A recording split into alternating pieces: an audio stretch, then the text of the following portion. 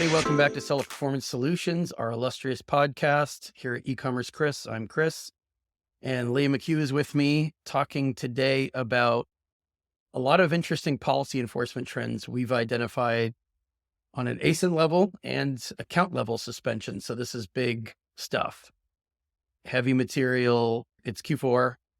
People are heading into that 6-week peak or maybe already in it. And they're getting cut down because of a variety of policy violations, but it's not just listing violations like the type of stuff that you see. And it's not just reviews abuse, which I think a lot of people, when they hear code of conduct, think, oh, that's for people who are inflating their reviews artificially, or they hired some idiot company. So that's not me. It's showing up in a wide variety of ways. But the most important piece we want to confront today is that Amazon just continually says, you need to successfully dispute this with examples that you never did anything wrong, or we're not even going to read the appeal. We're not going to talk to you. So are you seeing that on the compliance side when it comes to brand registry abuse, which I know you're in the thick of that, the eyeballs so much that you don't even have time to tell me some of these things? That's a great thing about this podcast. Sometimes I get to learn new stuff from you. So product compliance, no, I'm not seeing that messaging. I am seeing it on ACE misuse cases, and I am not really seeing it on brand registry. Brand registry still doesn't really give any kind of appeal path.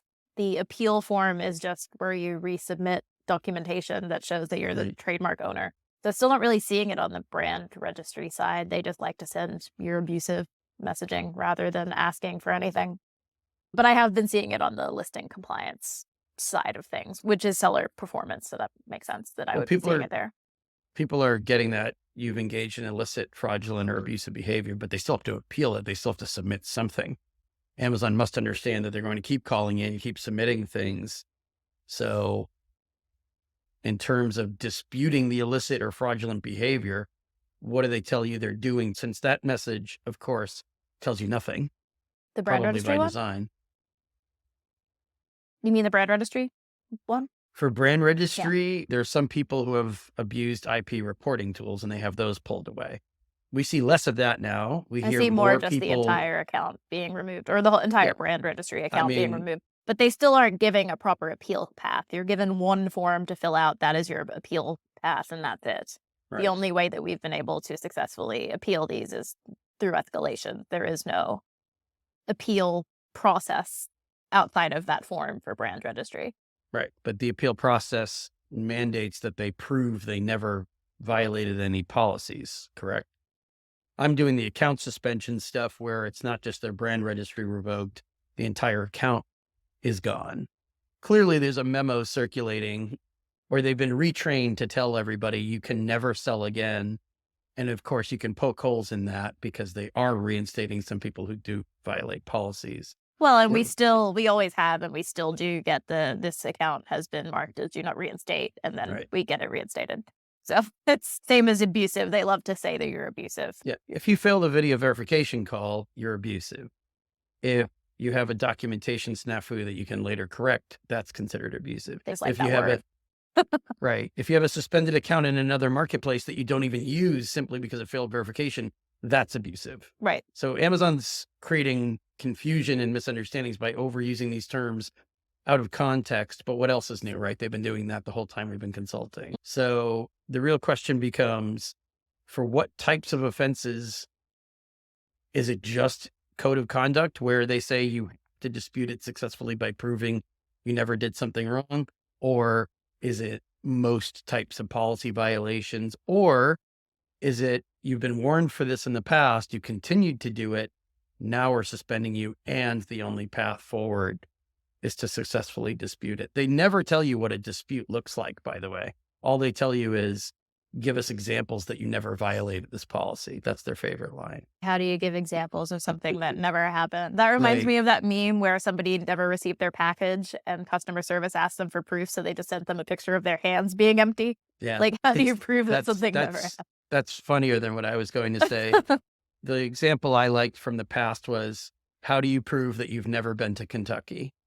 Right. Do you just show documented proof of which state you were in every day of your life and show there's no evidence that I was ever in Kentucky and all of this information? it's a ridiculous thing to say. Maybe some of them know it's ridiculous, but I think the clumsy point they're trying to make is that you need to successfully dispute this to our satisfaction. And the point I wanted to make about that is I've seen a lot of people appealing it with non-dispute material. So Yeah. sometimes they're just blaming a service. Like, we're not guilty. We didn't do this. We hired somebody who did this for Yeah. us. Or my employee did it without my knowledge, which Right. never And worked before. right. Probably not going to work now. I've seen tons of these, and this Yeah. is the wrong approach. I don't know who's peddling this. I don't know if it says this on the forums. I don't know where this comes from. Or they say that, and then they attach the document. Finally, people got the message on show documentation that you've terminated a service or terminated an employee.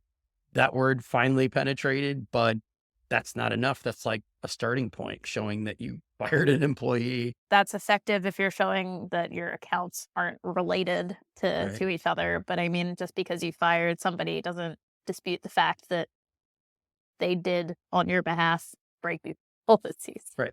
Right. The policy violation did occur, and you can't throw employees under the bus. I think account health reps are also confusing sellers even more by saying document the termination of the employee or the service and use that as the basis for your dispute that you violated the policy. That's not what a dispute is. A dispute is you've been falsely accused of violating somebody's trademark and you can prove that you didn't, Well, so I guess my question right? to you is if they did violate the policy, what do you suggest that they do?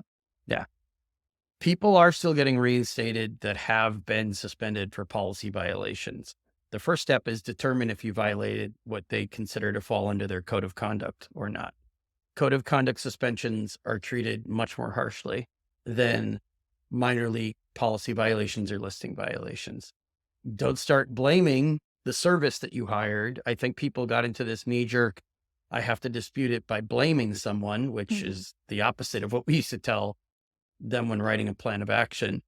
And also, people are writing and submitting plans of action when they haven't been asked for, either disputing things that way or admitting guilt that way. And that's not the right way to do this either. Yeah, It's I've like seen people submit plans of action through support for brand right. registry revocation, and that's just not going to work. And I There's an also see it for compliance. Like compliance aren't looking for a plan of action. They very literally just want to see if the product is compliant or not. right. They don't need your 5-step plan to ensure that it will be compliant. Right. There's an over POA trend that's Yes. creating still more confusion. I think it's also not just seller created. I think some agencies and consultants are telling people because they really have no strategy and they have no ideas and they have no idea what to do, but they've been paid to help. They say, let's write a POA. They have no other solution. Well, I mean, for compliance, if somebody's telling you to write a POA, then the person Right. writing your appeal doesn't probably know that it's a different team than seller performance. Right. For So, your cases, the yeah. compliance stuff, that's a red flag. When they see a plan of action come back to them, it means that they've hired somebody that doesn't even understand compliance any more than they do. Right. But we're still hashing out some of the strategies in terms of escalations around, what you admit to doing. The problem is if you start out front by admitting to something, it's going to be 10 times harder to then dispute it. Right. And that was one of the big points I wanted to make today, because I'm seeing 3, 4, 5 appeals that typically they write a couple themselves. They hire somebody to write a couple others. Some of them admit it. Some of them dispute it. When seller performance teams, when my former teams see these, they can look in the account annotations. They can see your prior appeals. They can see that you're changing your mind every 5 minutes. It undermines their faith. Number one, that you're telling them anything accurate, which you probably need to provide accurate info to get reinstated anyway, but Mhm. you're not telling the truth. You're shifting your weight from your left foot to your right. You're just digging, grab a shovel. You're just digging a deeper hole. So you have to decide and build that strategy out before you begin. This is something we've preached for a long time, haven't we? Yeah, You and just a can't, side note on this as well, because I think a lot of sellers have gotten into the habit of if the appeal is just a couple of check boxes, they just check them off and don't really read it and don't really think right? about it. Some of those check boxes, you're admitting to violating that policy, and you're also acknowledging that Amazon will not reinstate your ASIN. So you need to make sure you actually read what those Yeah. check boxes say before you check them off. Sometimes it is just checking it off to acknowledge. Sometimes it's saying that you won't get that ASIN reinstated. So make sure you read those, because I've seen a few sellers check those off, not realizing that they're, one, admitting fault, and two, giving away that ASIN forever. This concept circulated that writing a POA or appealing in general means you have to admit fault because they won't do anything. They won't listen until you admit fault. You don't admit something that didn't happen just to get the issue resolved. I understand the appeals process is painful. It sucks. You get stuck. It's terrible. That doesn't mean that you get tired of it and you start making bad decisions by just admitting to stuff and checking the boxes. And by the way, we're not saying don't dispute it because it doesn't work. We're saying dispute it with evidence, with proof, with a strategy. Because if they don't see the strategy and they see you guessing, what are the odds? I mean, how many people do we hear from who we used to hear from a few people that would say, I don't know, I put something together. I was just kind of making it up and it sailed through and I got reinstated. We don't hear that anymore. I still occasionally hear it, and it always annoys me. Like, we put so much work into crafting proper appeals, and then somebody just doesn't review one properly and it's put through. I started referring to that as the streetcar named Desire strategy, which is we depended on the kindness of strangers. Yeah. That's essentially what that was. Or you depended on the laziness of a solid performance investigator who took a quick look at it, looked at your appeal, looked at their watch. It's 2 minutes to lunchtime. They said, what the hell? They read through it. You seem like a nice guy or woman. I'll give you another chance. Let's reinstate. That doesn't really happen anymore.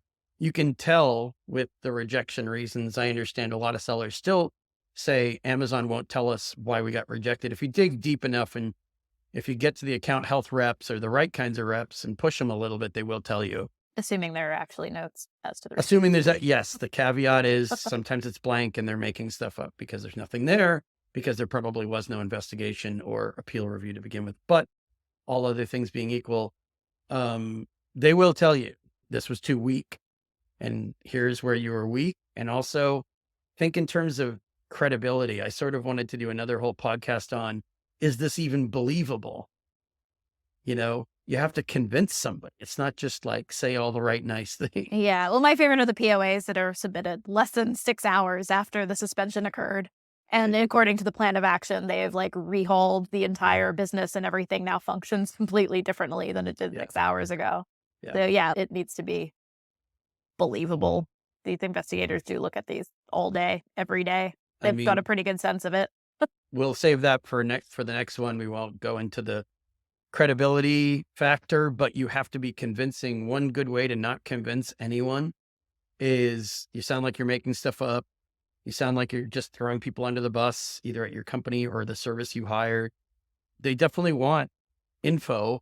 They seem to be really interested in the services you hire. And that's still yet another podcast about trading info in order to get reinstated, because Amazon seems intent on creating confidential informants out of the sellers they suspend. But to get info on the services, a lot of times it seems like they're more interested in the service you hired than in you. But, that's not the basis of a dispute. It's not, we didn't do something because we hired somebody. That still reflects on you, right? The key piece here being anticipate that you might have to dispute a suspension for an ASIN or an account. Anticipate that in advance. I know people don't like to think about avoiding suspensions in advance, but anticipate that and have your reasoning for why you hired that service ready before you even do business with them. Right. Otherwise, who takes the fall for a third-party service screwing you over? You take the fall. They only take the fall if there's a mass number of suspensions from a mass number of sellers falling for those gimmicks. And then Amazon becomes interested in all of these sellers hired the same people. What the hell's going on here? Then we get the Fiverr lawsuit scenario again. Right.